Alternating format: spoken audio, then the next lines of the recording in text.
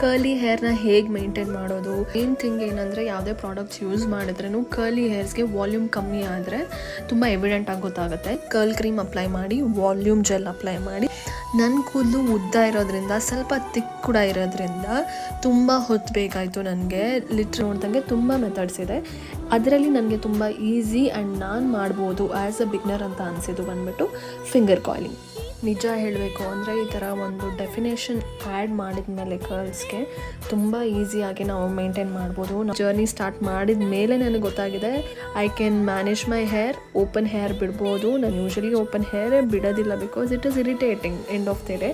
But ನಾ result ನೋಡುವಂಥ ಸಮಯ, TADA, look at my hair. ಹೇಗೆ ಕಾಣಿಸ್ತಿದೆ ಅಂತ ನೀವು ನನಗೆ ಹೇಳಿ, ನನಗೆ ಹೇಗೆ ಫೀಲ್ ಆಯಿತು ಅಂತ ನಾನು ಹೇಳ್ತೀನಿ. ತುಂಬ ಈಸಿ ಟು ಮೇಂಟೈನ್ ಆಗಿತ್ತು ನನಗೆ. That is the only challenge I had. ನನಗೆ ಕೂದಲು ಬಿಟ್ಕೊಂಡು ನಾನು ಇದ್ದವಳೆ ಅಲ್ಲ, ಬಟ್ ಇವತ್ತು ಇಡೀ ದಿವಸ ನಾನು